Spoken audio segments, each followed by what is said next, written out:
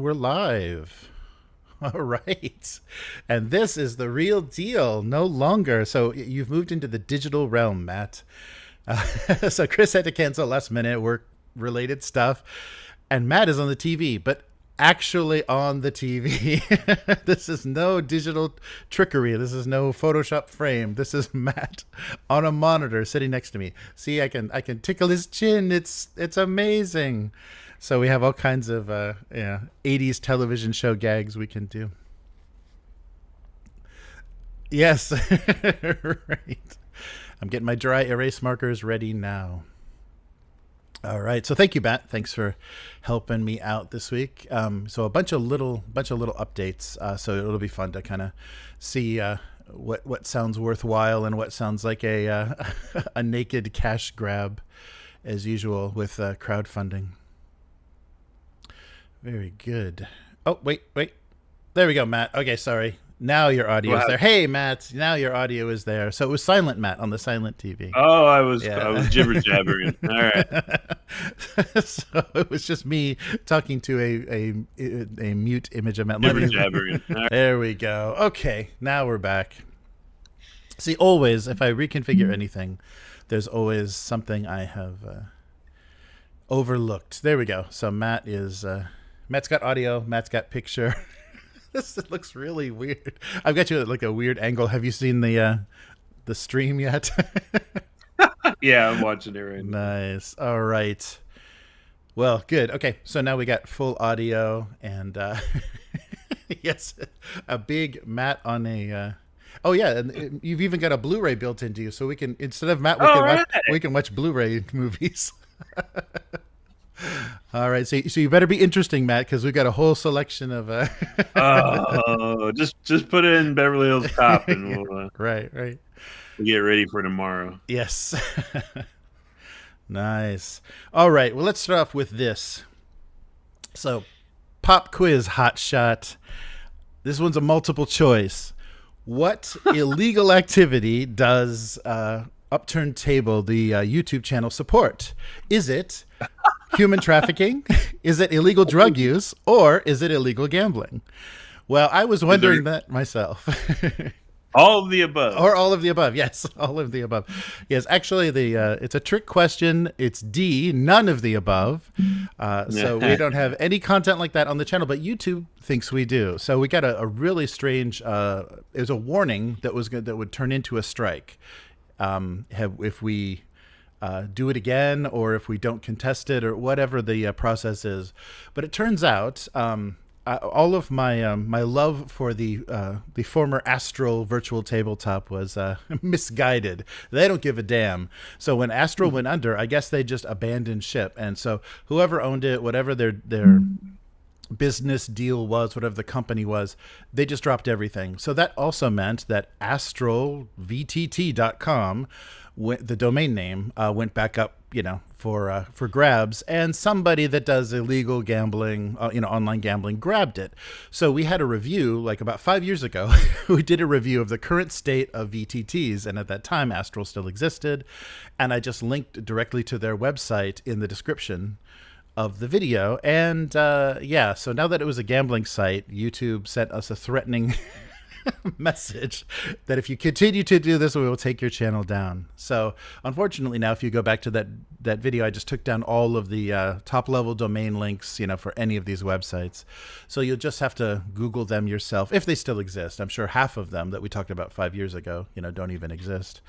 But that was a bit of a scare. But I had my fingers crossed for human trafficking, but I guess I guess it was just gambling. So yeah, you got to be careful what you link to. But the thing is, though, if you're reviewing things, or if you're linking to top level domains of websites, you don't have control over what happens to them, where they go. So it's a bit strange that YouTube doesn't just block anything that it sees as illegal, and doesn't understand that if we're not mentioning it in the if we don't are promoting it in the transcript of the video, it's very unlikely that we even know about it. But that was fun. That was a nice surprise to get. Yeah, so thankfully, so I contested it or disputed it or whatever. So we'll see what happens. And around Christmas time, they may whatever, release it, delete it, whatever. So the channel will be that much safer. But it really sucks. Like, all that work, and all you have to do is, like, have a few strange links in your hundreds of videos on your channel, and YouTube just says, "Yep, you're done." So yeah, that was fun. That was a fun. Yeah, I told Matt about that. Yeah, before our last session, for for our first session, I guess, for Outgunned. Yeah, and that was a good time. Yeah, so I hope you got a chance to catch that on the channel. What did you think, Matt? Did it go as you expected? We created characters and then did a little bit of the kind of first scene. Yeah, it was cool. We'll have to go over. There's a few things that I didn't really make explicitly clear because I just kind of wanted to dive into that first scene. So there's some things like spotlights and how to use your adrenaline that I probably should recap with you guys before we go again. And Will's character, being such an old man, is actually supposed to have an experience that he can draw upon. Oh, so we'll need to do that too. Oh, cool. Okay. But otherwise, it was cool. It was fun. It didn't. It didn't go as I expected, but that's awesome too. Right. I wasn't expecting you to jump on the back of a car, but that was awesome. Right. So we'll see. Yeah, we'll see what happens. I don't think I'm going to be doing well. Talking to the lieutenant is not going to go well, but we'll see how that goes. Yeah, I thought we were gonna have a chase. Like, I already prepped. I had prepped a little scene in Alchemy with the chase tracker. Oh, yeah. It's like there's two different cars. Surely we'll have a chase, but no. That's all right. We'll get one in there. Oh yeah, I'm sure. We got to get another car though. We blew up our car, so. Yeah, that's one last prep thing I got to do is. Change your guys' car. Yeah, that was. I'm thinking like we'll kick you down to like a gremlin or something. Oh, nice. Yeah. Something even more humiliating. But I'll just shoot out. I'll shoot out the back hatchback window, I'm sure, at some point. Yeah. Oh wow. Yeah, so check that out on the channel. That was fun. I like that system. I think that's really fun. Yeah, I had a chance on that Sunday to play a little of it's behind the TV now, but Zone Wars, the Mutant Year Zero miniature skirmish game. That's really, really fun. I mean, they did they did a great job because it's the mechanics of rolling all of the D6s, and you can push rolls, and sometimes like for survival rolls and things, there's just straight rolls, but all of your failures, unless they're on gear, they don't take off your hit points. All of your failures just generate mutant points, and mutant points are kind of the currency that powers a lot of your abilities. So you can shrug off damage or cast spores, or you get depending on which faction you play, you get random mutations that are powered by these M points, and your characters all share a pool of M points. So any ones, which is basically a failure, but any ones that you roll actually add to that pool. So you could be sitting on, and I'm not sure if there's a cap to it, but you can be sitting on like 6 points. And so that means if you have like a natural armor or stone skin or one of these abilities that shrugs off damage, you can take really big hits. So depending on how the random mutations go, you could have a sniper with a stone skin that is basically can perch somewhere and is invulnerable, so they're this constant threat. And sometimes, of course, the random mutations become meaningless. If you don't have a melee character and they get a melee mutation, then it doesn't do anything. Yeah. But it was really fun. And I would recommend, if you want to get into it, to get both sets, because it doubles the amount of zone effects. It doubles the amount of artifacts you can find. It really adds, and there's no mechanics that, each faction has different mechanics, but there's nothing in either of the boxes that totally like shifts the game into another level of play or adds significant mechanics. But both of those sets combined, especially the terrain, the cardboard terrain, make a really full 3x3 table. It's really nice, yeah. That's cool. Yeah, they did a really good job. It'd be fun though to do a scenic board for that game, because that game like needs, rusty cars and all kinds of falling down buildings and stuff. It'd be nice to have that be more visceral. And they did kind of a sun drop. I don't think it's the same sun drop registered trademark technique as some of the other places, but it's that kind of an ink wash and a dry brush kind of thing going on. So the miniatures themselves don't look like raw plastic. Their color, they're separated. The factions are separated by color, but they look pretty nice out of the box. You don't have to immediately feel like, ooh, we gotta paint these as soon as possible. They like the Return to Dark Tower. They have a wash and a finish to them that makes them look kind of like game pieces and not just raw plastic pulled out of a mold in China and thrown into a box. So that was nice. That was nice to see, and nice miniatures. And you have to do a 180. There's you have a front arc of your visual range for firing, for shooting, and so you have to pay attention. So you do have a rear arc to be attacked from behind, and ways that you can't see people. So it works well. It's simple mechanics. The line of sight and everything's very simple, but it makes it fun. And I think that dice mechanic is great for skirmish games. I wasn't sure. Yeah, I wasn't sure how it was going to work, but really fun. Do they already have expansion packs for it? Or? Yeah, they just released 2 boxes, and one they called the base set, and that was the Arc Mutants and Gene Lab Alpha, and then the expansion is the robots, the Mechatron, and the Psionics. I forget the faction name, but the kind of the brain busters, which do a lot. They have a lot of crazy mutations where you can take control of other characters and stuff. So that for your first game might be the hardest faction to play, because to figure out, they're not very tough, but they do a lot of tricky manipulation with their mutations. The other ones are kind of straightforward. Either they're tough, tanky kind of brawlers, or they're ranged, good ranged units. But the kind of psychers of the setting. But so right now there's 4 factions, and so that means you can play 4 players at the same time, and they even have a solo mode. So there's solo mechanics as well, because the missions are very objective based. So if you have a timer or some AI deck for cards, it works well. Does it have warband management rules, campaign kind of stuff? Yeah, there are. For that second box, they have they have just 5 scenarios in the first box that can be played in any order. They don't really escalate or anything. And I think between, depending on, because you're basically finding artifacts and carrying them off the board. Some of them are a single use, like you throw a broken toaster at somebody, but others are things like hockey pads, or a diving bell, like the deep sea helmet. So some of them are armor, some of them are weapons, and some of them are single use. So I think anything you get off the board, you can then equip with your characters for the next next session. That's cool.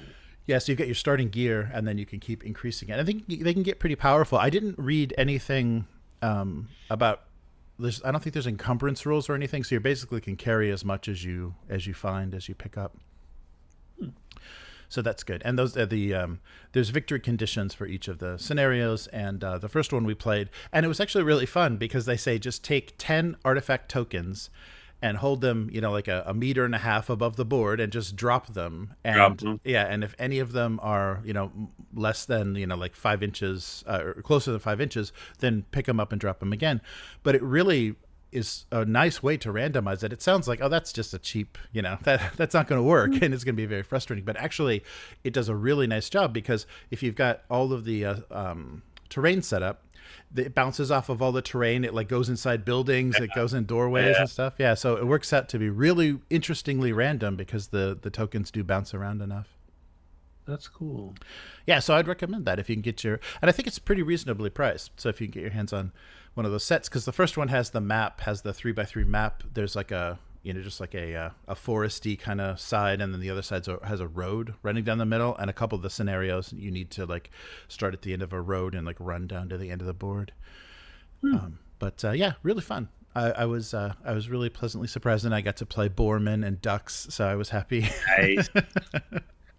Nice. And it's you're drawing tokens for activation. So there's zone effects. There's 2 tokens in every round for zone effects, and then a token for each of your miniatures in your gang. And you only can activate each character once. There's not like multiple activations for the same character. But you could decide the order, but the random drawing of tokens decides which side goes first. So sometimes you get 3 turns in a row, or sometimes there's like 2 zone effects in a row. And zone effects like can unleash like monsters that are basically following you around and attacking you, or just kind of different environmental effects and stuff. So really fun. Yeah, really well done. Yeah, I like varying initiatives and unexpected like turn structures. Like, I think that's way more interesting than I go, you go, I go, you go, Yeah, that changes stuff a lot. And it was interesting because it's on a timer, so that we only get 4 rounds. If this trigger goes off from the when you draw cards for the zone effects, if this trigger goes off, then it moves this like clock 1 step forward, and there's only 4 rounds until everybody that's still on the board is killed. And the idea is to get onto the board, find some artifacts, and then run off. And you get points for artifacts, but you also get points for taking out opponents. So you kind of have to decide if you're going to go in and fight, or if you just want to run around, hide, and scavenge. But we were lucky, so the game ended up going like 6 or 7 rounds, because our first 2 rounds 0 zone tokens were drawn. They were the last 2 in the can every time. So it extended the game, and that was really nice, because it made it more dramatic towards the end, because we were fighting over the last little bits of stuff, as everything came down. But yeah, it's nice. It makes things very random. So the game could actually end exactly in 4 rounds, or it can go like baseball. You have no idea how many extra innings you're going to get. So it's cool. Well, one of the guys in my local group, he's been like reading a lot of Warhammer lore and watching videos, and for like a year now, he's been just talking about how cool he thinks it is, but he's never played. Well, unbeknownst to everyone, he pulled the trigger and bought Kill Team. Oh yeah. Yep. And I think he kind of wants everyone to try it. And I'm like, I don't want to buy a bunch of Games Workshop stuff. Yeah, I mean, they've just gotten so ridiculously expensive. I mean, I think in its first iteration, and actually before Kill Team, when they were just trying to kind of pretend before they even brought Necromunda back, when they're kind of pretending to do a skirmish game with, it was like Blood Wars or something. They would just buy a box of 5 models and you're ready to play. And they even were putting stickers on it. So that means for like 20, back in at that time, $20 or $30, you could be playing the game. Not anymore. Not anymore. It's, I think, minimum of $50 to get anywhere near a playable Kill Team. I think they're in Japanese prices. They're up to like $70 or something. It's really, really ridiculous, ridiculously overpriced. Yeah. He was showing me the rule books that came with the base box set. And do you have it? Yes, I've got the up to 2nd edition. I've got 1st and 2nd edition. I think they're on 3rd edition now. I think they went back to inches. So the first one was inches. The second one was circle, square, hexagon, or whatever for the measurement. I don't know why they did that. And then I think this new edition, they've gone back to inches. Yeah. Yeah, I think they have too. But I was looking through them, and they have like, there's the one book that's just a basic how to play, and then there's another book that has the 2 factions, the orcs and the whatever those Kriegsguard, whatever those guys are called, statted out. But they don't give you all the rules in that little rule book to explain like a lot of the keywords on those miniatures. Right. And I'm like, oh, this is such bullshit. Yeah, and you have to buy books or whatever. Yeah, or there's cards. I think if you buy the set, they give you cards as well. But yeah, you're right. The keywords are not. You have to have the full rule book to get all the keywords. Yeah. So somebody was talking about they're playing. They liked Kill Team, and I'm not sure which edition this was because they were playing it all basically for free. So maybe somebody was trading around a PDF, and they didn't have to buy anything except the miniatures, and they were meeting at some hobby shop and playing Kill Team. But I'm sure Games Workshop doesn't want to hear about you not buying every book published.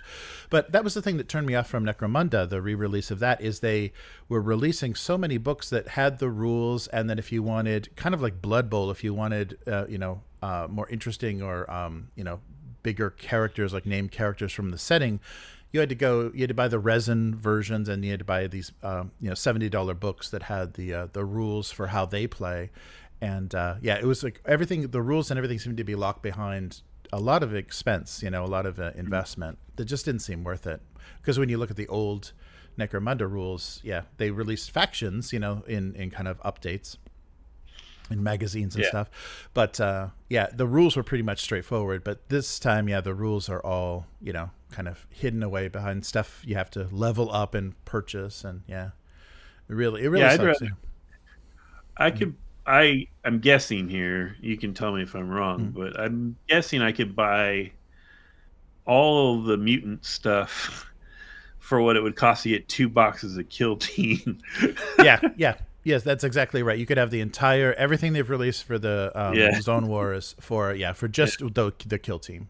Unpainted, on sprues. Maybe there's cards in the box, but that's it. No dice, no terrain, no anything, no rules. And the sets, the box sets are very expensive. And the thing that was frustrating is, it seemed like first edition really seemed to be like a gateway. They wanted you to learn kind of like Warhammer 40K light rules that would kind of get you into 8th edition. And now it's its own thing. Like Kill Team has become its own thing, and it's got some real rules problems. Like there were some the first time that we played it, the Tyranids rules were really murky, and it ended up like they had to errata or like FAQ. It's like, oh, if you can deal like 60 hits or whatever, if like if your talons or whatever get you to roll, and you actually put, because each model has 1 or 2 wounds basically, just like 40K, and so if you do 6 wounds on one model, they're definitely going to die. They'll never roll that many saves. But then the rule said, oh no, but you only roll, it's only the first 2 that actually get through. It's like, well, that you never said that anywhere. It's like they really didn't have it. It was pretty sloppy rules and didn't have it worked out well. I mean, it had a lot of support. People were really playing first edition because they wanted a smaller scale game, but they screwed it up as usual. They just want want you to pay, and they're not even including nice terrain anymore. That's that was the best part of those Kill Team boxes, is they had really nice terrain. Necromunda and Kill Team were including some really interesting new terrain. It was that Chinese plastic, but it was still a lot of stuff for the table. And now they're just doing little scatter pieces and stuff. It's stuff you've seen before. It's just like repurposed stuff. Yeah. So I don't know. There's a lot of good skirmish games out there that I would rather play. Believe me. I really wish he would have asked me my opinion before he sunk his money into it. Whatever. He enjoys paint. He enjoys painting them. So that's good. Yeah. And they're beautiful models. It's just they're way too overpriced. Yeah. Oh yeah. Right. Abyss made a good point. Yeah, be prepared to buy from scalpers if you get into Kill Team. Yeah, because when these new releases come out, they go out of stock. They're either out of stock or they're not available anymore on the website. So you got to go to eBay and auction sites and pay double price. If you didn't think it was expensive enough, try buying it. From secondhand. Lovely. Yeah, I'm not spending money on miniature games anytime soon. And if I did, it'd probably be Zone Wars. Yeah. That was and it's nice because it's a lot of the named characters from the Road to Eden, the PC game. So it's fun. You already like kind of know their personalities and stuff. So, and there's really kind of emergent narrative stuff in how the rules work. So you get a lot of like character stuff, and of course you get attached to certain models that do really well or have like really unique abilities. And Oh, I was just gonna say that's why I like it when there's rules to let you continue on and build on things, because Yeah. then you really get it. It's like the Mordheim thing, Hmm. you get attached to them, and when they die, you're like, no. Right, right, right. Yeah, and it's similar to Forbidden Psalm too, where they gave you rules in Zone Wars to convert. If you've rolled up a character in Mutant Year Zero, you can bring them over to Zone Wars. Because you're just Oh, basically just kind of uh, just getting rid of a few of the stats, and then you have a Zone Wars character. So yeah, it works pretty well. nice. Yeah, yeah. So I thought that was a good idea. That reminded me of a Morkborg and Forbidden Psalm. You can actually like just move between because they're using similar stats. You just don't use the ability dice, skill dice. I think yeah, you use base dice and gear dice only in Zone Wars. So it's Nice. cool.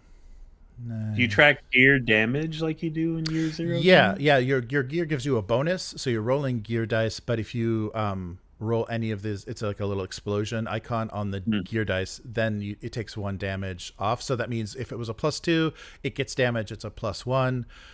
If it gets damage again, it's a +0. But you can take a full action to remove one of those. So you can kind of repair. Spend an action to Oh, repair. Yeah. oh, okay. Yeah, Well, but that's not it's too bad. that's a real big, like that's a lot. A full action is pretty huge, Yeah. especially when you're supposed to run around and pick stuff up. If you're like sitting there Uh, fixing your rifle, it's like you better have one hell of a rifle to or a nice position to use it. yeah. Yeah. Yeah, and that's interesting too. There's some weapons that have unlimited range, but to use them you can't move. So you have to stay Like, stationary, but you can shoot anywhere. You have line of sight all the way across the board, but that means once you shoot it, you're not going anywhere. So you're kind of vulnerable. But yeah, so they have nice sniper rules, and then everything else, and it's all based on there's like short, medium, long range, and it's based on like 3, 5, and 7, I think, inches. So it's real easy to figure stuff out. And once you kind of get that measurement in your head, you can kind of eyeball stuff. You don't have to pre-measure very much. It's pretty easy to see if something's in range. Yeah, and it works perfect on the 3x3 table. It's just absolutely perfect because you don't have things. There's like a flying ability that can let you jump pretty far across the board, but other than that, there's almost no way to easily traverse traverse the board or shoot across it with there's a lot of blocking, line of sight blocking, so it's fun. good. Yeah, that's important. Stargrave did a good job of that too. Oh yeah, yeah, yeah. I don't know if it might be fun to try Kill Team if you can bum some minis and just put together a list and just or even proxy some stuff. Yeah, if he puts it together and wants to play, I'll play with his stuff. No Mm-hmm, problem. Yeah, right. Yeah, that's right. So he got the box with Krieg and the Orc Commandos. Yeah, Yeah, okay. and he's looking at the faction stuff. But Okay, cool. Yeah, so I think that's second edition. I think the new edition, Back to Inches, is out. So I think, basically everything is going to be in there. You just don't have to use those stupid, the stupid triangle, circle rangefinders anymore.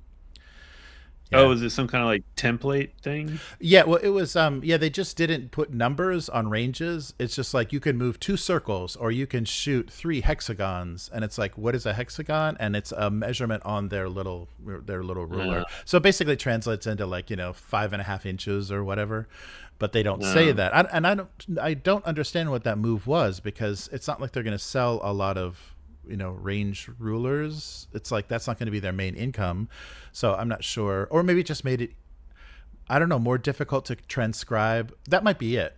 More difficult to transcribe the rules as because those are going to be graphics. It won't be a number that you can take a PDF and just export it. Just export the text. So you're going to be missing all of the ranges because the ranges are actually going to be represented by graphics. I bet that was an anti-piracy thing. So there's no numbers. That's just so stupid. But they're back to inches now because I don't think anybody liked that. So we'll see. Yeah. But they're doing a bunch of new factions, a bunch of new teams, boxes for Kill Team, but they're super overpriced, and it's a lot of regurgitated stuff. Yeah, and I told him, I was like, once you read the rules, if you like this edition, you probably want to just say this is the edition I played, because Yes. they're gonna change it on you all the time. Yeah, yeah. Or look around at the one page rules, or a lot of the other type of people that have done skirmish game rules that you could use those miniatures for, because they give you nice terrain. Yeah. Yeah, I told them they'd look really good in a Stargrave game. Oh yeah, I'd love to play orcs. Yeah, orcs in Stargrave. That'd be fun. Nice. All right. Well, should we get started here? Yep. A bunch of little stuff. Actually, yeah, 7 little updates, but they're pretty small. And we'll start with a not the best because D&D has earned it. All right. Let's get started. Welcome to the weekly. I'm Jeremy. I'm Matt. Hey, Matt is on a real TV this time. So I can break out. Yes, yeah, you can actually, you can maybe shake your way off of the shelf there. So yeah, so Chris was stuck at work, and Matt was kind enough to jump on the actual TV. So he's this is digital Matt. This is not analog Matt anymore. So this week on the weekly, players' handbook orders have been canceled. There's a Paul Sawyer charity, a Gold Teeth Kickstarter, Vanguard Normandy by Warlord Games, the Expanse Transport Union Edition, an Elfquest reissue, and some good news about Broken Compass. So let's start with a little Wizards of the Coast news.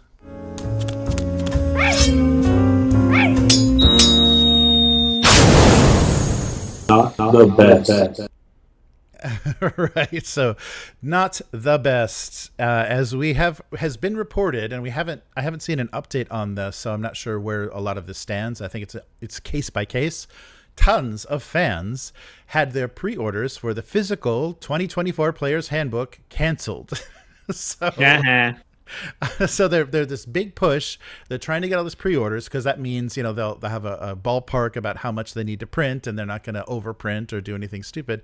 But inexplicably, these pre-orders have been canceled, and players are taking to social media and the D&D Beyond forums and saying what is going on. So the release date was September 17th. So that should have been when everyone was getting shipped their orders. And shortly before that, I think just a week before that, people were noticing they were getting emails that payment didn't go through. A majority of these payments were done through PayPal, so there may be some problem with either how Wizards had their PayPal set up, or how that there must have been some snafu there.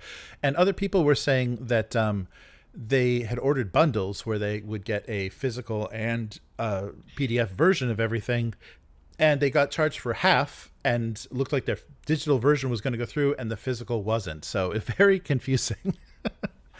So this all landed on the head of community manager Latia Jacques, and she posted on the I'm guessing posted on the D&D Beyond forum, asking everyone impacted to open a support ticket, because you know how well those systems work. And they're promising, I'm not sure how successful they were before the 17th, to actually revert these cancellations into paying customers. But this could be a pretty big blow to this new revision, 2024 revision. If the first book they released, they didn't even get to ship it to everybody that ordered it, and it's probably going to slow down people then from ordering the next book if they were just kind of like, most people probably did the whole thing at once.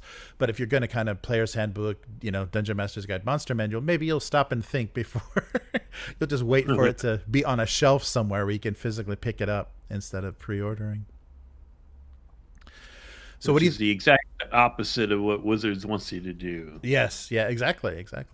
Yeah, so what do you think happened, Matt? Do you think just incompetence, or something in the wacky world of credit card accounts?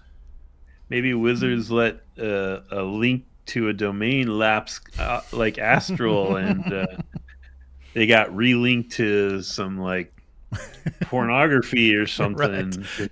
Yeah, that'd be great if somebody hijacked their PayPal account or something, because that would make sense if you could figure out, they're processing a lot through PayPal. If we hack their PayPal account, we could just cancel all the orders. Yeah, so who knows who knows what this is? I haven't seen an update, and of course, the release date has already passed, so we'll see how many unhappy customers there remains, for the rest of the month. So good job, Wizards. Keep it up. I'm sure you'll I'm sure you'll blow this whole we can't do anything past 5th edition thing. All right. So we reported on this a few weeks ago, and it's so sad. The sad news continues, and this like feels like eerily familiar to the Janelle Jacquet's updates that we got in the previous year. A Paul Sawyer a GoFundMe page has been set up by his daughter Holly, and if you remember the report, in April 13th, 2024, when Sawyer was attending the Salute, I believe, in London, the Salute convention in London, he collapsed, and so the text from the GoFundMe page is, on April 13th, 2024, Dad was taken ill at a wargaming conference in London, and the family were told to head to London right away. I'll refer to him as Paul for the purposes of the story, as many know Dad as a bit of a wargaming legend. At first, the medics thought he had suffered a stroke, and he was put into an induced coma and remained in ICU for the next week. Following copious tests and scans, they finally received the devastating news in May that he had stage 4 glioblastoma, one of the most aggressive and deadly forms of brain cancer. So since the diagnosis, Paul has received incredibly intense treatments in an attempt to shrink the tumor and buy us some more time with him. But the fact remains that his diagnosis is terminal, and he is only expected to live 12 to 14 months from the diagnosis. So it's become our mission to make Dad's last months as happy and as exciting as we can, so that he has the chance to truly live every single day. Since people have found out about this diagnosis, there have been an overwhelming display of kindness from all across the world, with many asking if there's any way in which they can help.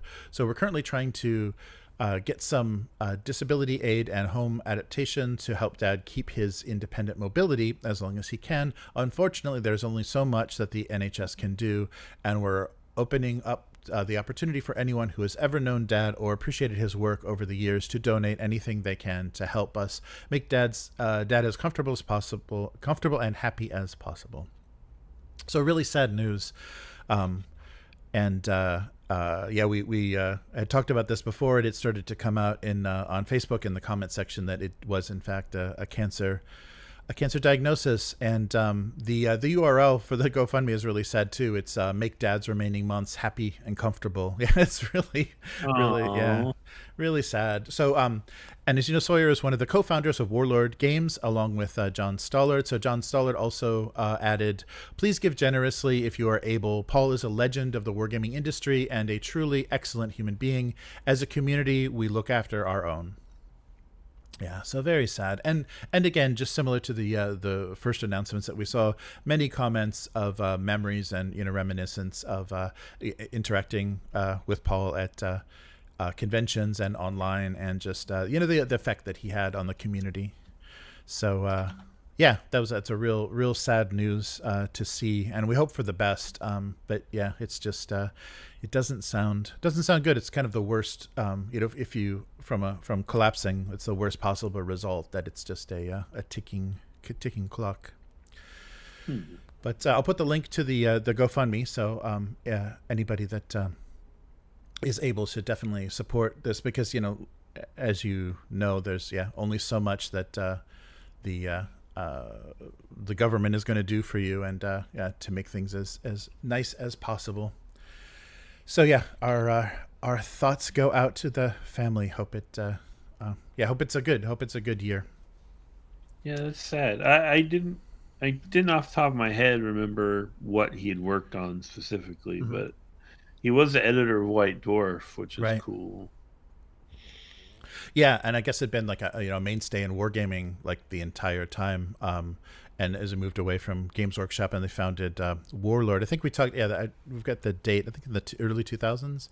Founded Warlord, and Warlord is turning out to be the refuge of all escapees of Games Workshop. Right. So we'll see how that goes. But that's So it's it's tough. It's bad to to have these sudden things happen. Those OG GW guys they're pretty long in the tooth. I Yeah. feel like we're going to be having more and more of these stories. Yeah, I think so. Yeah, that's really we're gonna have to start a whole like category of obituary. That's really really sad. Yeah, the one website I worked on for RC Harvey before he passed, that started he covered cartoonists, basically comic book artists and cartoonists, and the people that he started with are the people that he idolized. Yeah, they started to fall away, and so every week we would have just passing through, kind of in remembrance. It became that common. Mm-hmm. So yeah, we're headed that way. Upturned Table is going to have their in memoriam every week. Don't. That's depressing. You'll have to do a year-end one like the Oscars. Yeah, right. And decide to snub somebody just because. Yeah, just forget someone and catch a hell for it. Yeah, so brutal. All right. Well, are you ready for some piracy and the occult, Matt? Always. Yes. So we were talking about trying to do maybe playing some pirate board or getting some pirate mojo going, and there is a tabletop RPG that was originally released. So this was a comic horror tabletop RPG called Teeth that was a pretty big hit for the writers Jim Rossignol and Marsh Davies of Big Robot. So they earned some nominations in the 2024 Ennies for Teeth. And they have decided to kind of up the ante a little bit and capitalize kind of on this momentum and flesh out their game a little more, change the setting a little bit. And they're releasing an occult horror themed RPG called Gold Teeth. So this went live last beginning of this week. Gold Teeth is described as a grotesquely comic tabletop RPG for 3 to 6 people about piracy and occult horror in the cursed corners of the Caribbean. So they're going to be releasing a 350-page full-color hardback book, horribly illustrated, and it's I would not say horrible, it's more like mediocre. I wasn't blown away by the illustrations, but it does look like people did them, like real people did them, so that's good. And they're changing the setting. The original Teeth setting was Northern England in the year 1781. Gold Teeth takes you to the Caribbean in 1781. And basically the Punch Bowl of Antilles is one of the brutal locations. So the tropical archipelago brutalized by colonial powers and further cursed by the detonation of an occult weapon 1 year past. So you'll get a chance, and your characters are involved in a desperate redemption. So avoiding, the punishment of all pirates to subvert this doom. So you're racing against supernatural dooms, and what they're trying to give you is a very fun kind of a Cthulhu experience, and also a very entertaining rules for ships fighting each other as well. So some ship to ship combat and some. Saving the world from some occult weapon that has been detonated. So, what do you think? Do you think comic horror? I guess they're calling it occult themed, but it's not cosmic, but comic horror. Comic horror, pirate RPG. Yeah, I'm looking at the Kickstarter page right now. The art is kind of like mid-tier comic art. Like some of it kind of looks like. Really old school comic book art. Yes. It definitely is very different than the pirate board aesthetic. It's Forged in the Dark system, which might be cool. Yeah. Yeah. I don't know. I wonder. It doesn't grab me like Pirate Borg. I gotta be honest. Yeah, and it's hard to maintain. Like it's hard to keep things on the rails sometimes if it's like comic. If you go into it thinking, "Oh, this is supposed to be funny. We're supposed to be doing silly, ridiculous things." That sometimes, can overpower the players a little a little bit.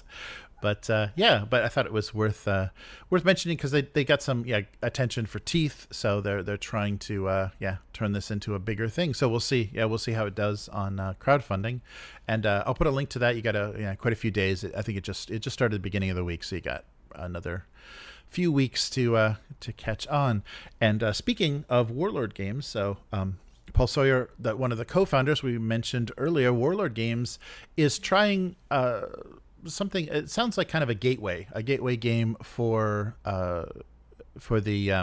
their bolt action system, their historical system. So Warlord Games has announced a new board game that they're going to Kickstarter, and this is the first time that they've crowdfunded a board game, because they're known as a miniature war game company. So their first board game, and it's called Vanguard Normandy. So it's a different take on World War II, but it is going to use their dice activation system, where you draw dice, colored dice out of a pouch or a cup, and they're color coded to the faction, and then you give that die an order, and all 6 sides have the different orders that are available to those units. So 1 to 4 players, and what they're also producing for the game is epic scale, so kind of board game miniatures but small scale. And that was the first thing, being a miniatures company, that was the first thing that the commenters jumped on, is these are board game miniatures. And I don't think people realized how small the scale was, so they took like magnified images of the miniatures. You couldn't quite tell how big they were. There was nothing, no relative scale for them, and people were saying the detail is horrible, these look horrible, I don't want these miniatures, I don't want to have anything to do with them.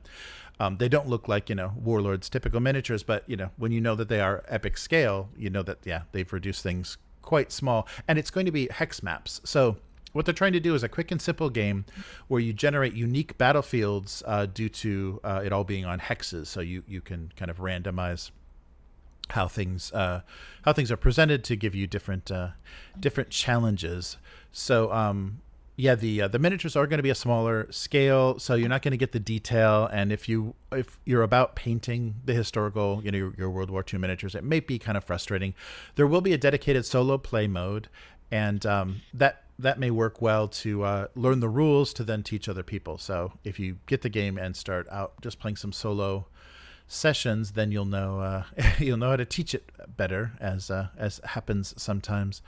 But so this is interesting. It does really feel like a gateway. Like if you like the style of activation, and I'm not sure how close the rules are. It might be more Risk-like. It might be more similar to Risk than bolt action. But if you like the setting, it may draw you into either bolt action historical World War II, or even the Conflict 47 if you want to get weird and supernatural. It looks very Memoir 44. Ah, yeah, right. Like the hex maps and the small minis to go in the hexes. But I mean, with a World War II game, I think a hex grid is actually a really useful way to do it, because you're not dealing with rank and file or anything. Yes, right. And however, I'm looking at their company's page for it, and it is kind of funny because they have a really nice black and white picture of 3 models that are clearly the original, probably 3D render or whatever. Oh, right. they look really nice. And then right under it is a color picture of the game in play, and those, it's like you dropped your DPI by like a half or something. Right. Yeah, that's the thing. That's tricky because because it's Warlord Games, people have a certain expectation, and they've done the 28 mil scale miniatures well for a long time. So to do a board game and kind of reduce the quality of everything, I think it's going to make some people. I mean, but this could get on the shelves though much more easily than bolt action could. So I think as a gateway, this might be a good idea to get. But I'm not sure. I wonder. I know bolt action is popular. I think it's as far as like competitors to Warhammer, I think bolt action in some areas of the world is way up there, but I'm not sure about World War II. I'm not sure if the popularity is like hanging in there for historical recreation in World War II. So that's that's bolt action's bread and butter. So we'll see what happens with that, if it can bring people in. But so Vanguard Normandy, October 1st on Kickstarter. So it'll be nice to to see this show up in places. But this is strange. I mean, I hope Warlord doesn't get addicted, because they've done a great job of releasing IPs like all the 2000 AD sets, and working with great former Games Workshop designers to do interesting games and settings, and none of it going to crowdfunding. They just do pre-orders, So if they start to get on this, crowdfunding, kind of a cycle of doom where they're raising money, but they actually end up not raising enough money, and end up, to ship things or to, produce things, they end up in debt, and they need the next crowdfunder to pay for the remaining, so I hope that doesn't happen to them. Yeah. I'm probably going to follow this one, because if it has the vibe of Memoir 44, but maybe has more flexibility in terms of how the games are set up and go, I might get into it, because Memoir 44 was real linear. Yeah. You set up your minis here and go, Yeah. So yeah, if it has more flexibility because it's coming from people who design miniature games, that might be worth checking out. Yeah, and if it's a little bit, because it's a hex map, a little bit more throwback to the kind of the historical chit-based, cardboard chit games, that might be pretty cool, because these guys are from that era as well. So yeah, we shall see. But yeah, it's definitely worth keeping your eye on, especially I've never played Bolt Action, but I played the Bolt Action rules with the Gates of Antares, the sci-fi version of that, and I like that activation. I think that works well. The pinning mechanics and the activation mechanics work well. I don't think those are going to be in this board game, but at least the dice activation will be there. All right, and this is another upcoming crowdfunder. Green Ronin is producing a new updated version. I don't think it's a full version, but it's an updated version. Or no, I guess no, new edition. Yeah, they call it a new edition. The Expanse. So the Expanse Transport Union Edition role-playing game from Green Ronin is it's on crowdfunding now. So yeah, we've got about a month left. So they're going to release expanded rules, and this setting for the Transport Union Edition is going to be set in the 30-year span between Babylon's Ashes and Persephone's Rising, those novels in the Expanse series. This campaign includes 3 supplements, dice, of course, accessories, and for the first time, miniatures made by War Games Atlantic. I was surprised to see a box of the. I like those miniatures because they have a lot of different options on the sprues. So, of course, The Expanse is based on the James S.A. Corey science fiction novels, which are in fact two writers working collaboratively under a pen name. And this I can't remember the system they use, but a lot of their story is based on a tabletop role-playing campaign that they did together. I don't know if it was Traveler or what it was, but they were playing a sci-fi role-playing game, and that's where these characters came from for the first for Expanse.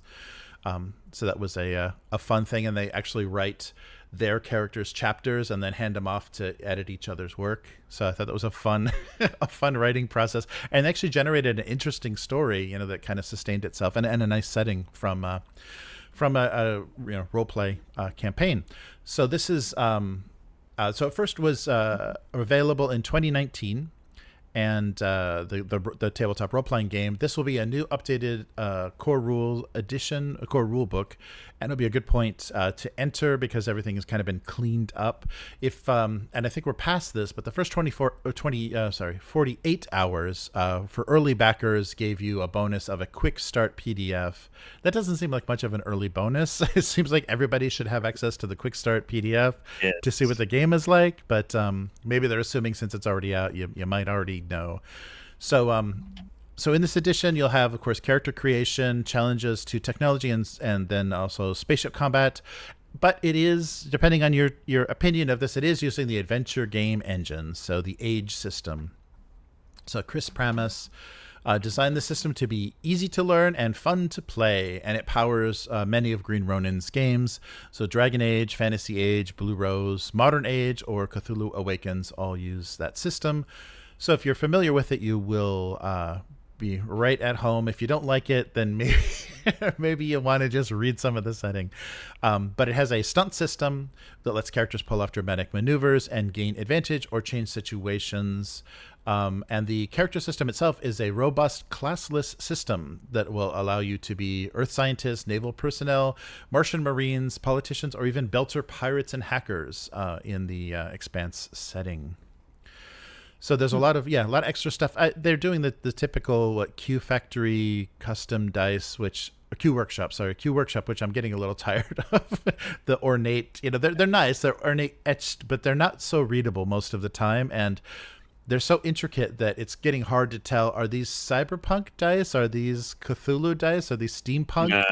It's just, the scroll work is so intricate. It's like, it looks nice, I guess, but that number is so small.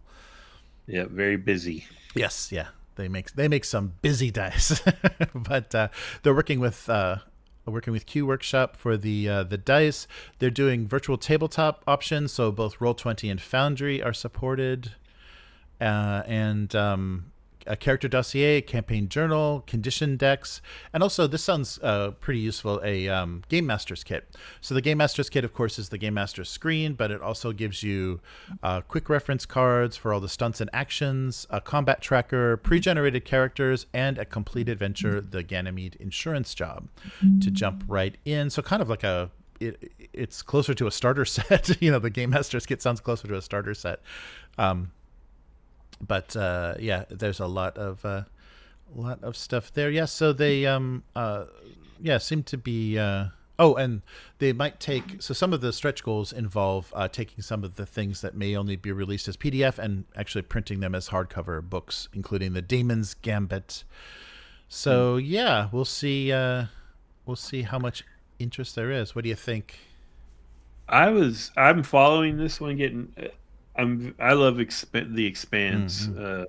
Really enjoyed that show, and I actually props to Green Ronin, because when I saw the advertisement for this, I asked them on Facebook what system it was, and they answered me quite quickly. Oh, nice. which is rare. Nice. But it is that age system, which I'm gonna have to go back and, I don't know, maybe rewatch some videos or something, because I don't remember it exactly, but I do remember my original impression was I didn't like it. Yes. However, my first introduction to it was a Will Wheaton, actual play thing they did on what was that channel? Geek and Sundry? Yeah. So, it's not really the game's fault. Right, yeah. Maybe some personality contaminated it, yeah. But, I'll have to go back and look, because I love The Expanse. And The Expanse and Firefly are two properties I would love to play an RPG in. Yeah, me too. I love both of those settings. Yeah, so the one thing I wanted to kind of reiterate or point out, that's part of this campaign is, so Wargames Atlantic did special miniatures, plastic miniatures for the Expanse. So they have two boxes, a crew box and a ship box. And it's pretty awesome. So the ship box has flight stands, has the clear acrylic flight stands for all of the ships. And the multi-part kits for the crew are awesome. They would work well for Stargrave, for anything, because they're just that real standard. I mean, because of the Wargames Atlantic kind of proportions, you don't really see a belter kind of proportioned miniature. They're all kind of that same kind of chunky human scale. So really, even in the TV show, they didn't make belters particularly thin and as oversized as they were in the books, but really nice options. Like on every sprue, they give you several options to really create a unique looking crew, and it's all that kind of reality based sci-fi stuff that the Expanse show used.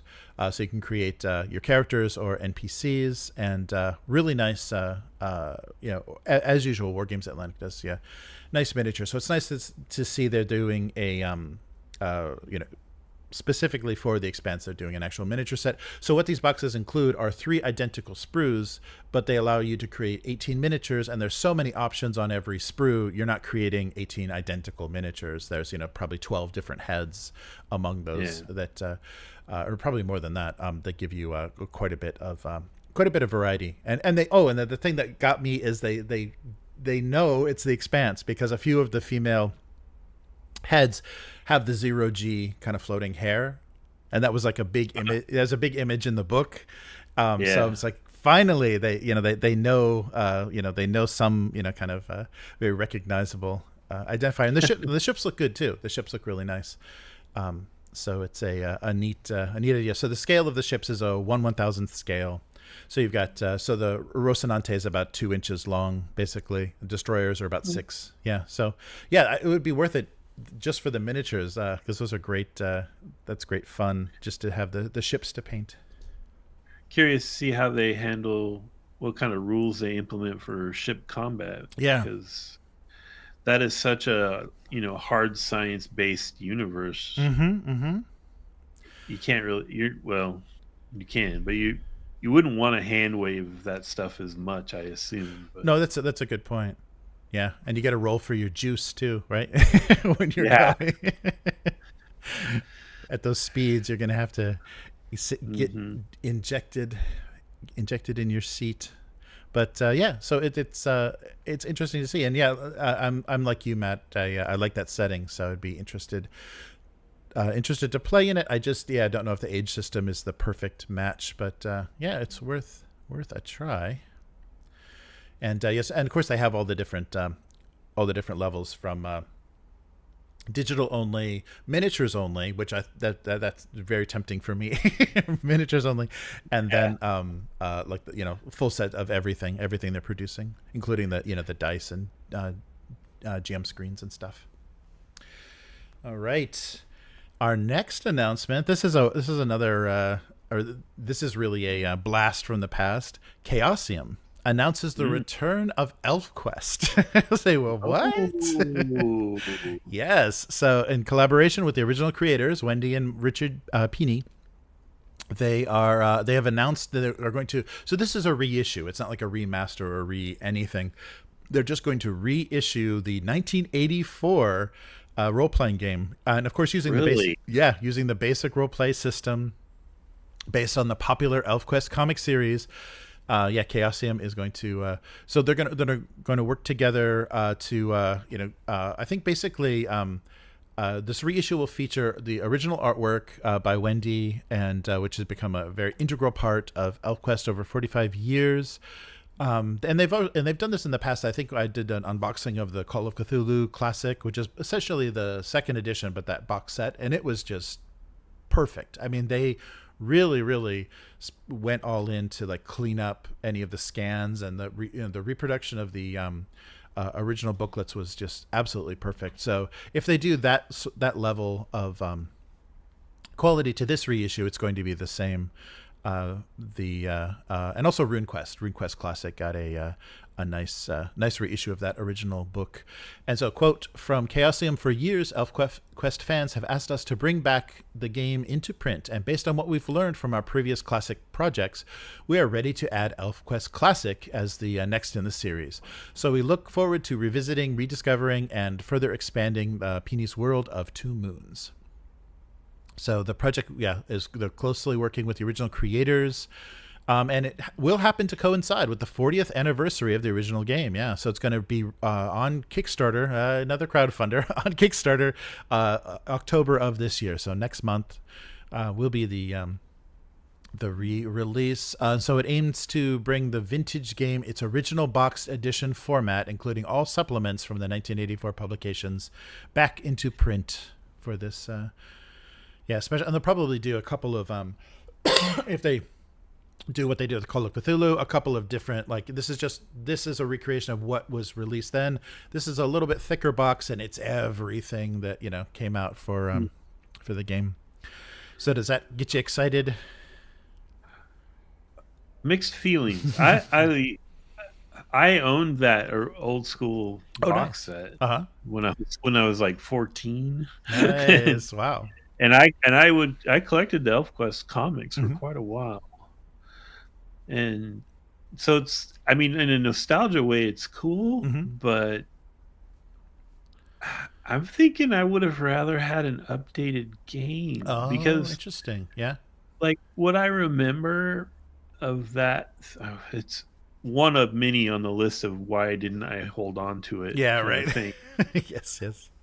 But it was super stripped down, and it wasn't like Call of Cthulhu. It was really stripped out Hmm. and simple. Hmm. And I don't know. I'd almost rather have them translate it to a modern BRP and give you more options and stuff. Yeah. That's interesting. We'll have to take a look at the crowdfunder. I wonder if there is going to be anything, anything about like how to update the rules, or because they want to recreate the original boxes, but I wonder if there will be anything about that. Yeah, Mhm. interesting. Yeah, I wonder, and I wonder like what. I mean, I guess there's going to be enough nostalgia for it, and if they wait more than 40 years, people may may not be around who remember ElfQuest. So Yeah. yeah, they've got to be careful. But I think that's the interesting part about the about BRP is it doesn't really expire. It's still playable. No. Yeah, I think Yeah. that's a nice part of that system, as opposed to other systems that become a little more frustrating. But yeah, so the original game was written by Steve Perrin, Sandy Peterson, and Yurik Chodak, and yeah, working with the original artists, creators, the couple that created ElfQuest. So happy 40th birthday to ElfQuest RPG. We'll see how that goes. So that'll be next month, and we'll find out what. How that does and who remembers ElfQuest. All right, and our last bit of news. We'll end on a happy note. This was a great thing to see. And Matt, you sent me this from the Facebook group. Yeah, the Two Little Mice Adventures Club posted a wonderful update. So Broken Compass, a game that they Two Little Mice worked on in collaboration with Come On, is back in their hands. So from their update on Facebook, it's our pleasure to inform you that Two Little Mice has reacquired full ownership of Broken Compass. This is great news for us, and we're extremely happy to welcome Broken Compass back into the family. So what does that mean? What are they going to do? Well, they're going to kind of merge Outgunned Adventure and Broken Compass, so that they're not, I guess, dividing themselves even more with different projects. So those two games will merge, and they'll continue to bring you the same pulp adventure under the Outgunned flag. So there'll be then there'll be an official second edition of Broken Compass. So what does this mean if you own Broken Compass? So on drive-through, you'll receive a free PDF of Outgunned Adventure, so you'll have those rules to play Broken Compass with. If you're an Outgunned Adventure backer, you'll receive the soundtrack for Broken Compass for free, together with the Outgunned Adventure soundtrack. And then in the future, they will start updating us on the Broken Compass seasons, the playable campaigns that they will be releasing, and kind of translating those to Outgunned Adventure. If you don't know anything, any of those things on drive-through, you can receive updates when the new version of the book will be available for free, and you can switch it to Outgunned Adventures. And the last thing they said is, we want to thank our community for supporting us throughout these years and for making this possible. You are the best. And I think without their success, like the success of Outgunned and Household, I don't think this could have happened. I think they've really been knocking it out of the park. Yeah, their recent releases, so that gave them the ability to buy that back. So good. Yeah, it's good to hear. Yeah, it feels like maybe because that Outgun Adventure Kickstarter was very successful for them. Mm-hmm. So I guess we know where they spent some of that money. Yes. Yeah, and I think I yeah. I didn't realize until after that Kickstarter was done that Broken Compass was kind of like version 1 of Mm. what became Outgunned and then Right. Outgunned Adventure. Mm-hmm.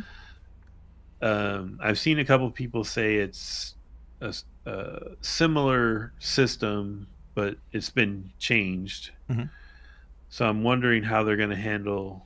Like, are they going to just use Broken Compass terminology and Mm. then this new Outgun Adventure version of the system, or what they're going to do with all that?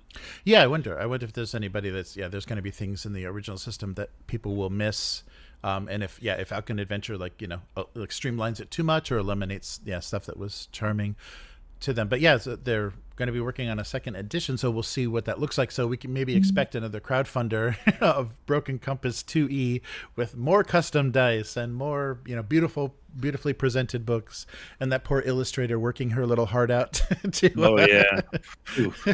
to keep creating all the images for the character classes. But but that's great. I'm glad that their success is actually, they're reinvesting in the company. They're kind of bringing everything in house. So that's not out there, because if they had just continued success and they always had that, you remember our first game that we did with Come On, and we never can touch that again. Yeah, they can kind of go back and refresh that. So yeah, good to see. And I think it may be smart to not divide themselves, because if there is still a decent fan base for Broken Compass, if they made that yet another thing they had to develop, and they had to keep producing content and supporting yet another system or setting, it might keep them a little too spread a little thin, or maybe hard to keep all the fan bases happy. So I think it might be a good move to include it as part of Outgunned Adventure. Yep. So yeah, pretty cool. That was great news, and thanks for sending me that, Matt. That was I didn't see that when they first posted it, so it was good to see that they're doing well. So I'm curious, what's next? What's their next crowdfunder and what they're going to be doing?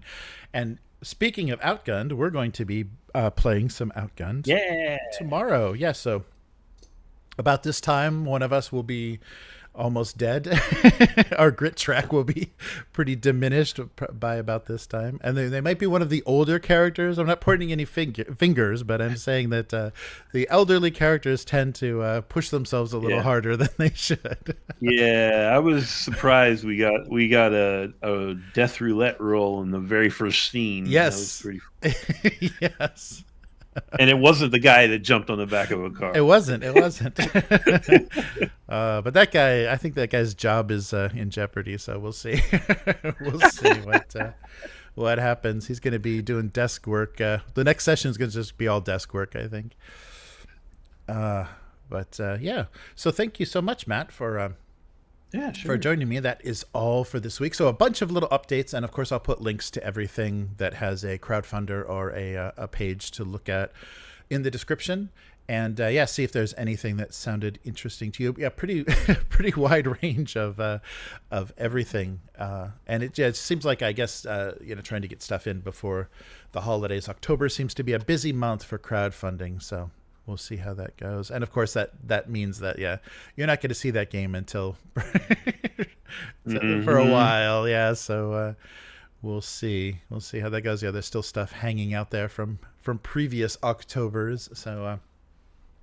So Matt, where can people find you? I'm on Instagram and Threads. It's at Hargald. That's HAARGALD. Where I usually talk about games, occasionally other things. And right now, what are we talking about? Oh, right now I'm just trying to not make all these WotC folks feel bad. I'm resisting the temptation to say, "Ha ha, that's what you get." But yeah, stop by, send me a note. How about you? Oh, I have an October live stream coming up. I got to get that done before the end of this month. So sometime next week, I'll be doing my abuse cartoons live stream. So I draw my single panel gag cartoon, Domestic Abuse, and eat some snacks from the Japanese convenience store. And I've been kind of interspersing those throughout the stream, because I was choosing that to be one segment kind of in the middle, but I get hungry. It's like a 4-hour stream, so it works better when I just take a break and try something strange from the convenience store. So that's on YouTube and Twitch at Abuse Cartoons, and you can also read that cartoon at GoComics. So gocomics.com/domestic abuse. 20 years, thousands of those little buggers are available. And I think October, we're probably going to do a lot of Halloween gags. That tends to be the thing. October ends up being a lot of Halloween candy jokes. So we'll see. We'll see how that goes. And if you like what we're doing here at the Weekly, consider becoming a weekling. You can do that at patreon.com/upturntable. And that's just one of the tiers that you can pledge at. And basically let us know what you want to see more of. Lore videos, actual plays, reviews, unboxings, and kind of flip throughs of new products. So everything tabletop. And just let us know. And you can also, as well, if you want to get that same content early and also exclusive patron and members only content, you can become a member on the YouTube channel. So the join button below this video or on the YouTube channel to get access to those same things. The only difference is the RSS feed, which will have the full audio for this live stream, is only on the Patreon until YouTube gets their YouTube Google Music thing figured out. We can't do member only podcast content on YouTube, but we will eventually. I'm sure they'll have to get that making sense, because they converted every podcast over to YouTube Music for some reason. But thanks so much for joining us. And Upturn Table on all social media. Upturntable.com is the website where you can find everything.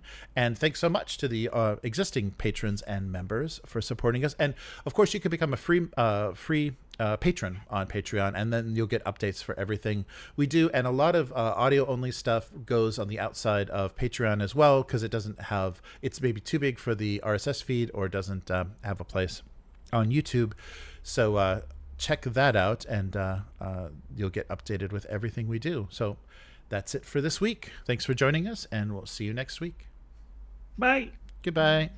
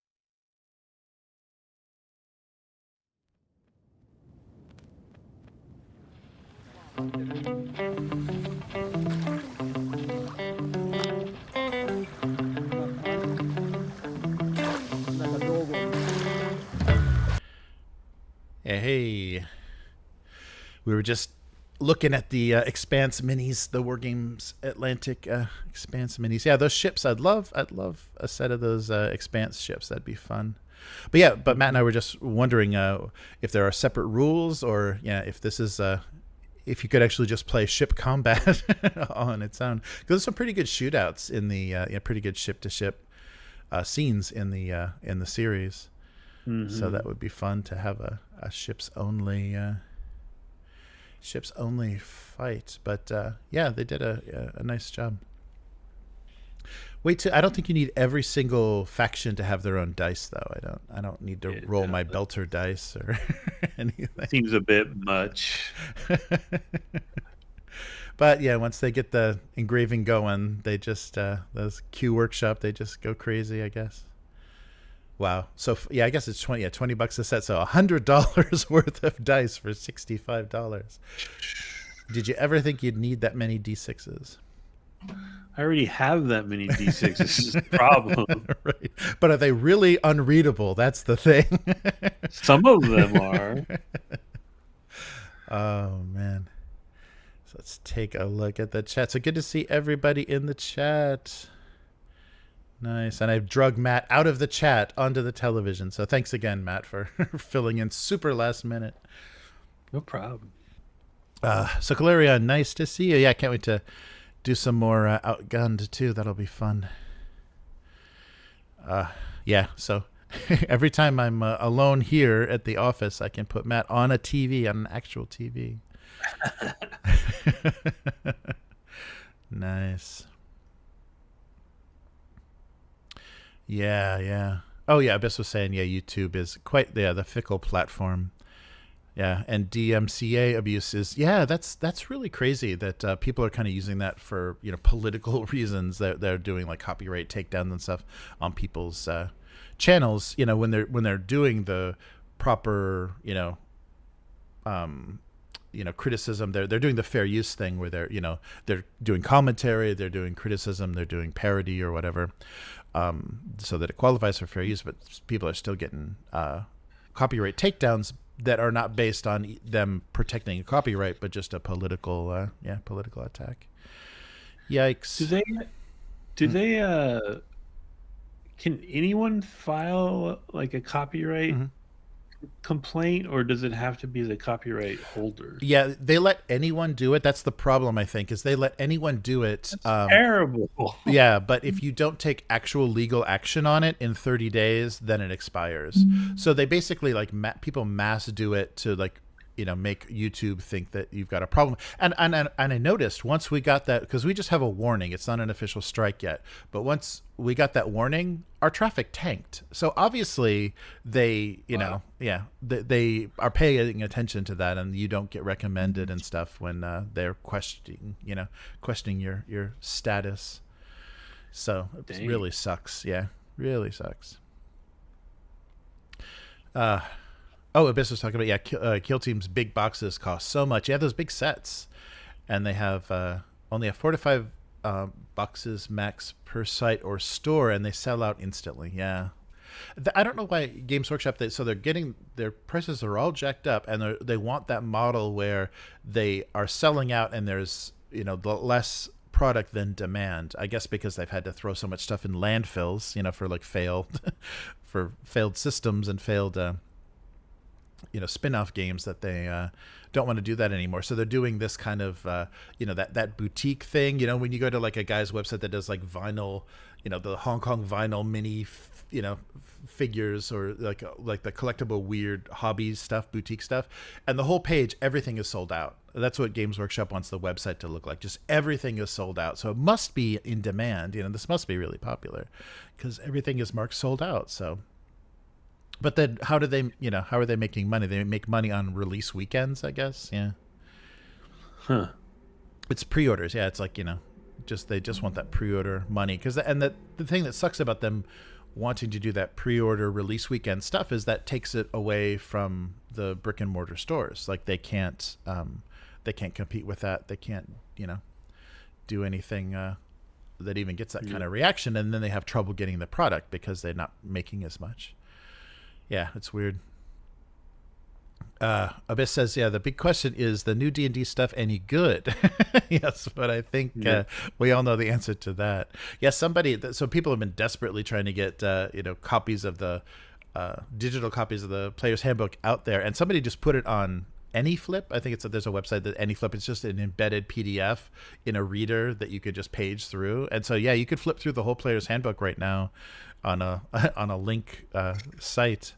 So I think a lot of those, I don't understand those, the kind of like gray market of those PDF sites that they seem like they're pirate sites, but obviously they have they have full PDFs, and most of them are just available through their reading app. You can read them, but how could they possibly have licenses for all that stuff? They must be using some bookstore thing or something. Or maybe they're relying on, we're just a platform, whatever our readers post is not, if you tell us to take it down, we'll take it down. So they just probably do that same sort of thing. But yeah, so already the player's handbook is up on those PDF sites. Just flip right through it digitally. Oh, Clarion was saying back the first edition Expanse game, never got to play it. Yeah, we gotta play and something in the Expanse setting. That would be fun. It would be. Yeah. You could easily do kind of like Dune. You could do a thing with like the crew of a ship that has nothing to do with the overarching story. Mm-hmm. Oh yeah, because there's enough fun stuff to play around with in there. Mm. Yeah, that's true. Here comes the juice. Yeah, I like that was a great the ship, the G-force on a on the individuals in the ship. I think they did that really well. I liked how and the thing that really got me hooked on those books is they would open every Expanse novel with a scene that was really key to what was going on in the universe, but it'd be like a totally unrelated thing. There'd just be like this kid trying to run his ship as fast as possible, and it's like, oh yeah, and this is when they invented the travel, the high speed ship travel, or this is when this first event happened in the system. Like they have a small event, a character you don't know, they're just setting this scene up really fast, but it ends up being like an important part to kind of the world building of Expanse. Yeah, I like how they did that. That was always really, really cool. Yeah, what do they call it in that one? It's like the Hoffman Drive or something. Yeah, like yeah, that? the guy that first got up to speed. Which is funny because it's like still kind of just like, okay, so they go faster than regular chemical rockets, but it's not like they're freaking doing faster than light travel or anything. Right. Yeah, and I thought that was cool. That's why when the wormholes opened, when I forget what they called it in the setting, but when the gates opened, when they had the gates, it's like, okay, now we can actually explore something we haven't, that's beyond our reach, beyond our reach of our technology. Yeah, Epstein. Thank you, Clarion. Yeah. Nice. Yeah, really good stuff. Oh, Miguel was saying Hatchet released the new Combat Patrol a couple of weeks ago and everything sold out. Or are they doing those magazines with sprues in them things again? Yeah, that's crazy. Crazy. Yeah, those are good quality models. They're not good quality resin. Their fine cast is not great, but yeah, their sprues, GW sprues, are always awesome. But the way that they've gotten into that whole monopose thing, and how intricately, like when you're building especially the larger models, like the pieces don't go together in any sort of logical way. Like there'll be a piece that winds up through, so it's part of the cape, and then it winds up into the torso, and it's also the chin. It's like, what the hell? That's one piece off of the sprue. Like the way that they interlock, because they're hiding a lot of the seams and stuff now in a lot of the Games Workshop models, but it makes the assembly really weird, and zero kit bashing or customization, because you don't have arms and legs and things separate. It's all like really weird. How they're cut up on the sprue is really bizarre. Yeah. But I was saying, watch an interesting video on how Wizards and GW are trying to turn their games from dens of creativity DIY into buy all the official stuff and give us. Yeah, right. I can see both of them kind of pushing that model. They don't want, because that's I think we talked about that on and off. That's Dungeons and Dragons' weakness is the DIY and homebrew is the best part of it. That's why people they want to build their worlds. So we just need to buy those rules from you, and if you're going to give your rules away for free in an SRD or whatever, then we don't even need to buy them from you, and we're done with you. But they're like, no, buy the official dice, the official DM screen. You got to have all of this, or else you're not playing the game. Why does that matter? Because those are both publicly held companies. Yeah, right. Yeah, exactly. Yeah. And it's funny that then they're trying to make money on stuff that doesn't have that kind of, infinite growth. They just can't. It's a limited, niche kind of thing. So yeah, I don't know. Yeah. All they care about is growth. when they were privately held, they would care about profit. Mm-hmm. And if they were profiting, then they'd be like, okay, cool. Yep. Yep. But now that they're publicly held, got to show growth, got to show growth, got to show growth. Right. Yeah. Got to keep those shareholders happy and talk about, where the amazing, how we're going to utilize AI to make things so amazing. You're not even going to believe it. All the kids love that AI. Mhm. I played through the campaign, the kind of story part of Space Marine 2. God, that's Oh, fun. That's fun as hell. Yeah, that's really great. And it's even like it feels. It's like it's kind of like throwback to like Gears of War, kind of like over the shoulder, third person, mhm. just cover shooting stuff. Yeah. But now with the technology, there's so many, like when they do Tyranid swarms and stuff. There's so many enemies on the screen at once. It's insane. Yeah, you're really getting mobbed. Because I was watching back to the old the first Space Marine, which I think was a PS3 game or something. And there's a lot of orcs, but it's nothing compared to these Tyranid swarms of this. That can run on the newer PCs and newer consoles. Yeah. Yeah, it's fun as hell, and the story's fun. I mean, it's just like there's no bullshit in there. It's just it's just the real straightforward. Like, are you corrupt? Are you a heretic, brother? It's just like the Space Marines Uh, constantly suspicious of each other. Falling to chaos, and it's awesome. that's cool. Yeah, I might pick that up next month. I keep hearing, I've heard nothing but good things Mm. about it. I think And what it yeah. really stole the thunder from that Star Wars Mm. Outlaws Yeah, game. yeah. That was supposed to be amazing, and like Space Marine just totally stole its thunder. Right. Yeah.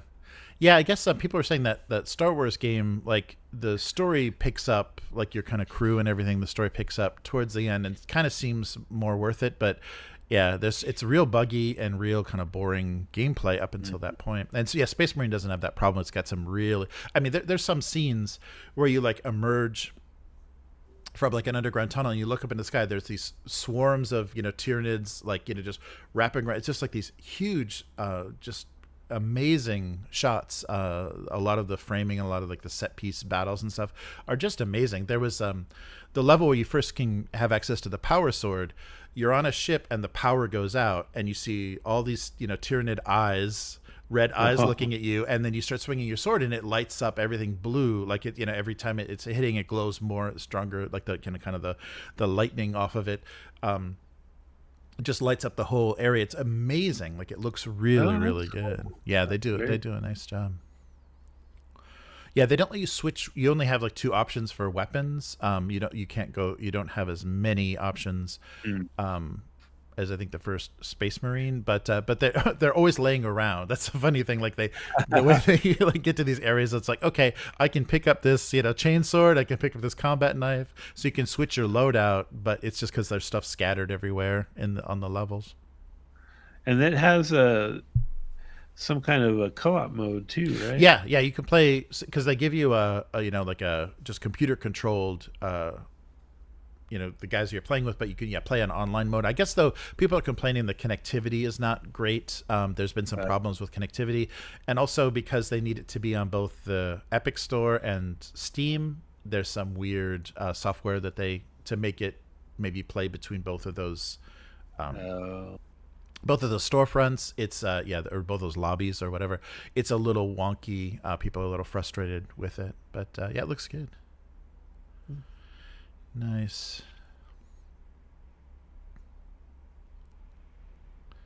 Oh, and Miguel says, yeah, the Catalyst said the BattleTech Kickstarter is going full steam in the U.S. Oh, but what does that mean for everybody else? Yikes. Oh yeah, did you hear that about this is not tabletop related, but the EU is not getting any of the new iPhone features because, you know, Apple didn't bother like approving any of the privacy stuff or any of the data sharing with oh, the EU. So really? yeah, they're going to get the hardware of the new iPhone without any of the Apple intelligence software. Um, So, whoops. Yeah. yeah, Apple and Google both are getting smacked around by the EU right Yeah. now. Yeah. Well, it's just they've been so just playing wild and loose with personal data and privacy and stuff for so long. I mean, America, just is not a great example of how not to abuse your customers. Yeah, just I was watching a video just talking about privacy and just online stuff, and they were talking about Google originally. I forget what university it was at, but Google was originally a project, because originally Google was just it just was a search engine of search engines. So it just went out and queried other search engines, and the results you got on Google were that data.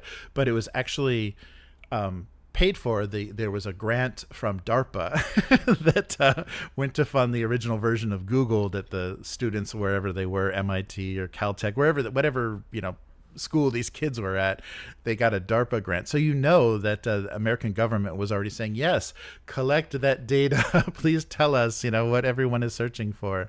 And the modern Google of today was, founded on American intelligence money.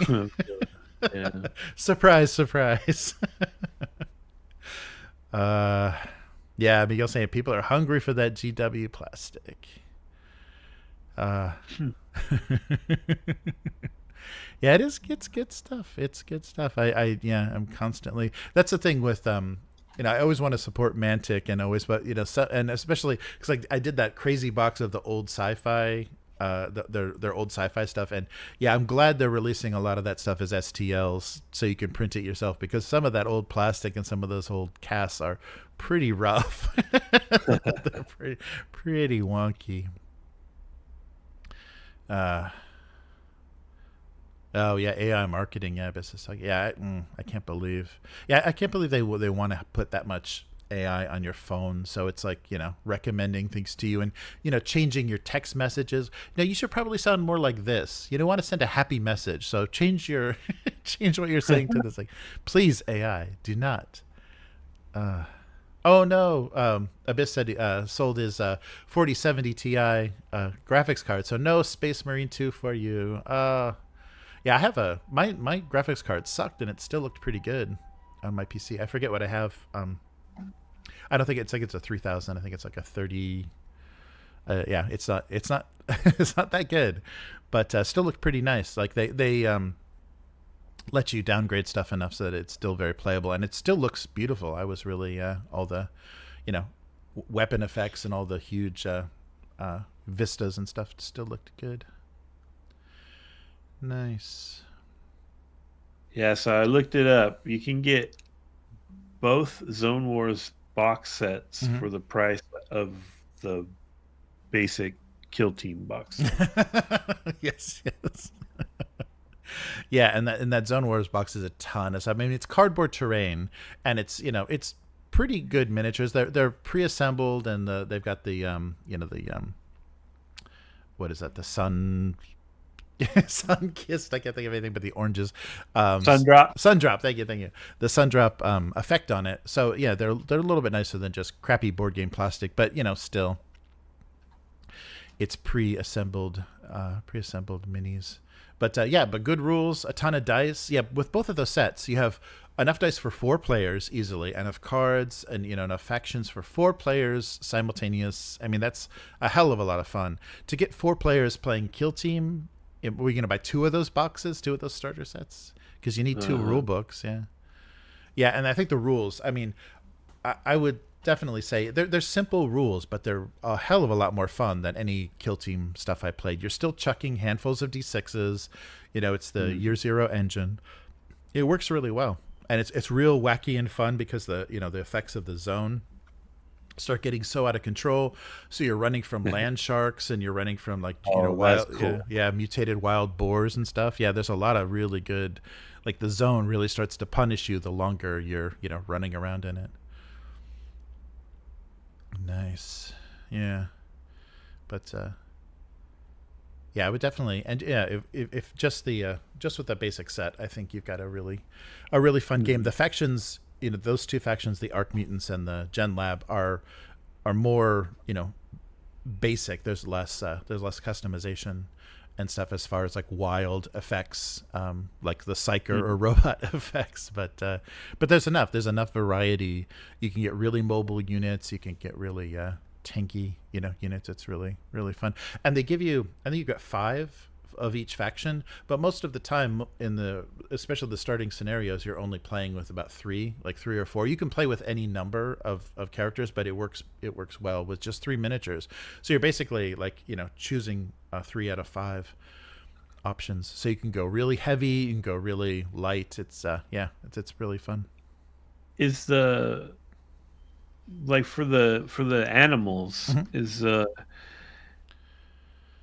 how what the model is relevant to how you build it? Like, does a duck have certain traits like it does in the role playing game? Yeah, they've got they try to make it maybe a little bit more variety, so it's a little more replayable. One of the mutations, one of the mutant feats, is random. Is randomly chosen, and I don't know if it stays. I didn't read the fixed campaign rules. I don't know if it stays between scenarios or if you choose a new one like each time. But there's for each of the units, they have a built-in mutation, which is pretty much defines them. Like Dux has a warning call, so he can reduce damage. He can warn you, hey, look out, and you can avoid damage from just him yelling at his as a support for other units. And I think the rabbit burrows, so similar to the flying mechanic. Instead of going above the battlefield, you go below, so you're unable to. And the fox has like a stealth mechanic, where on their activation they can't be shot at in Overwatch or anything. They're safe safe to move. So each of the types and each of the mutants, because of how they look or because of their base mutation that kind of gives them the look of the character, that's fixed. But then there's one that can change. And I wonder, I didn't look at the, extended campaign rules, but I wonder if they allow you to change that, because you can change, like your loadout, the weapons and armor you have. So I wonder if you can actually play around with the mutations. I wonder if they're going to do smaller, like a blister pack of 2 new animal types, or that would be cool. Like yeah. No, that would be great. I hope they do a little bit more support. I'm sorry. The fact that it was a crowdfunder, though, I wonder what they're gonna do. But it wouldn't be hard, and as they're as Free League is getting into doing more miniatures, that would be that wouldn't be bad at all. Nice. Miguel saying and that will devolve into AI trying to disguise what previous AI wrote as human like documents, as yet another AI tries to catch the former faking it. Our worst cyberpunk nightmare is coming soon. That occurred. Speaking of cyberpunk, Miguel, that occurred to me. That's the thing maybe that I don't like about the cyberpunk setting, is I think it implies that people gave up at a certain point. Not that they were defeated or overpowered by corporations. They just gave up. And then what the setting is people like fighting back, is kind of rebelling. But it does feel like, kind of like this in this world, we're starting to feel that oppression of, corporate powered technology. And I think it's just at a certain point, just, society just gives in and just says, okay, decide what I'm going to eat and decide what I'm going to wear and whatever, that's fine. So it is like a kind of a post cultural apocalypse, I guess, is what cyberpunk feels like. And then the net runners and the street kids and they're like that's kind of like coming back from this collapse of a total like surrender. It does feel like just like that's the punk in cyberpunk, is the rebels. And the fact that it's just like it is a sad sad situation that the world is in, and they did it to themselves. People did it to themselves. They didn't pay attention. And it wasn't as something as sinister as like Skynet or whatever. It was just like, okay, if you'll give me a coupon for a free coffee, I'll give you all of my eye data, whatever. That's they're playing on that kind of human strength and failing is we can adapt to all kinds of crap and get used to all kinds of crap, which is like in terms of just pure evolution, that's great. But in this like encroaching sort of technocracy or whatever that's happening, we are just literally just getting used to more and more bullshit. Yeah, no, that's true. Yeah. Yep, they're slowly turning up the water temperature, and we're just hanging in there. It feels fine. Yeah, Abyss says, yeah, you're describing Idiocracy, the movie. Yeah.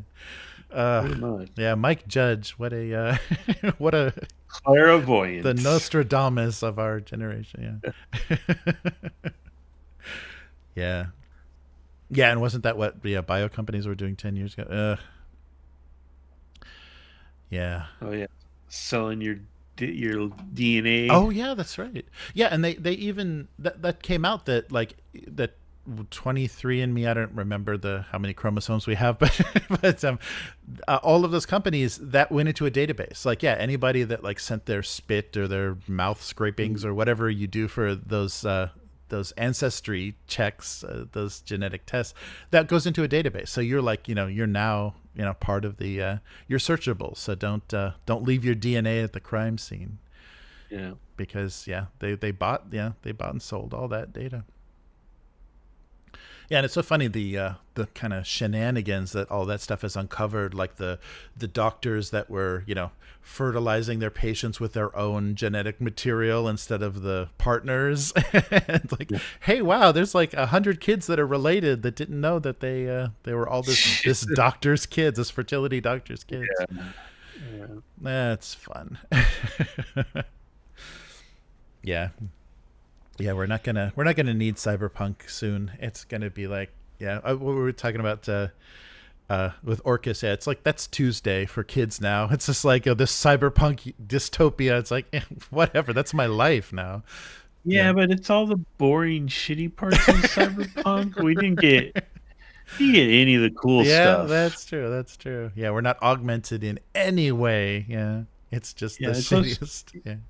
You sign a waiver and Elon will put a wire in your brain, but that's not the same as, right.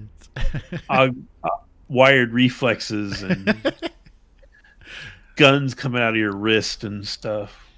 Yeah, it just means you can play Minecraft without a keyboard. That's all it does for you. Yeah. Yeah.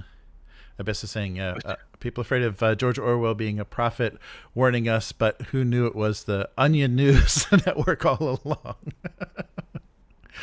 Nice. Yeah, it's really, really funny. Oh, good.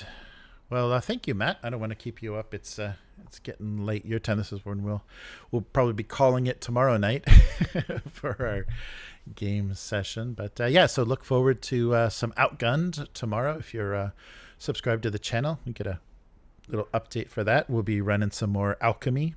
Yeah, we gotta get them to get the reroll stuff built into the dice roller on alchemy for Outgunned. I mean, there's already going to be enough of the games that use that. If I have time tomorrow, I'm going to try to build some default 1, 2, 3, 4, and 5 die actions for you guys to use. Okay. But yeah, that would be cool. Yeah, that's just frustrating because it's like you're forgetting when you're re-rolling. You're forgetting what dice you're deleting, what results you're deleting, and so re-rolling. It's like, hey, I got it. Oh no, I didn't. I re-rolled that. So and then Will can't even read the buttons, so Oh yeah. Gotta find a way to make it easier on him, I guess. That's right. Yeah, well, they have to change that though when you're clicking on the number of dice because it's a tiny red. I think it's kind of like really tiny red numeral that depending on what the background is, if it's not a black background, you're probably not going to see it very well. So you just have to kind of count and remember how many times you clicked. That's the Outgun theme. They went with red text on a lot of it. Right. I mean, so I could turn it off, but yeah, but I think white or whatever. Yeah, it's going to be a problem, regardless, because there's always going to be a background, unless it's a numeral that has a stroke or a drop shadow or something. You're not gonna. It's always going to blend into some background. It'll never be perfect. But yeah, I can't wait. And it's good news. Maybe we'll actually be playing some Broken Compass someday too. That's crazy. Yeah, um, I think it'd be fun to do like that outgun adventure style of thing, Mm-hmm. but I don't know. Like they really simplified it, and I'm starting to think maybe Yeah. I want to do it just with outgun rules. Mm-hmm, mm-hmm. Yeah, like you're saying, the enemy feats and stuff. I think that's really, yeah, I think it's important to make it more challenging. Yeah, yeah, to kind of keep it, yeah, more unpredictable. Because I don't think, Outgunned is not a deadly game. There's not a lot of character death in the idea is you're supposed to push it right to the edge. So if the enemies are not that dangerous or can't do unexpected things, I think it's less flavor. Mm-hmm. Yeah, I wonder what kind of was pushing that kind of streamlining, from adventure. I guess they just wanted to be really fast paced. Yeah, I right. don't know. I don't know. They didn't want to get in the weeds because they wanted you just moving from thing to thing. If you notice, like Mm. uh, that they seem to write very linear kind of Mm-hmm, adventures, mm-hmm. like, Yeah, yeah.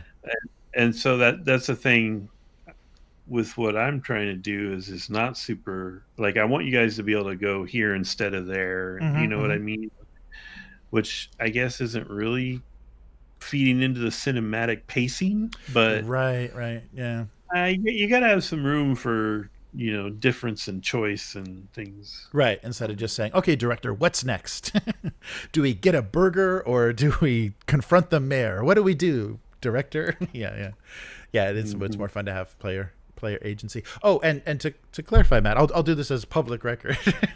Oh, I only ran the little starter scene that was in the back of the Outgunned rulebook. I didn't run the whole Project Medusa thing. Yeah, Medusa. yeah, that was just it kind of leads you into. It's like the first scene that can lead you into Project Medusa. But Hmm. yeah, I didn't run Project Medusa. I was overstating how much Outgunned we played. Yeah, because it was just the one session, so we made characters and played that first scene. Yeah, That's so cool. yeah, so that's still available to us. As a for other Yeah. characters or other stuff. But I mean, maybe if you want to flip it and you run that, that'd be kind of oh cool. yeah, yeah, yeah, that would be Because fun. I think I tend to lean more towards the custom stuff. That's why I think those action flicks got my Hmm. interest up Hmm. so much. And now the way this is going, assuming it goes well, I think it would be really fun to do like come back to these characters and do the sequel, Oh yeah, you know, yeah. Hmm. and then the part 3 is the big finale kind of thing. And that'd be fun. Oh yeah, yeah. We're gonna have to do movie posters, yeah, for each of the each of the campaigns. That'd be Oh fun. yeah, that would be cool. Yeah. Nice. All right. Yeah. Well, thanks, Matt. This has been fun, and thank you Nope. everybody in the chat and watching us all do this. And yeah, come back again for more actual play. Oh yeah, Matt linked the Neuralink website. Thank you. And oh, something just disconnected. So yeah, we'll do this again next week. So thanks everybody. Really appreciate members and patrons for all the support. And yeah, see you again next week. Bye, guys. Goodbye.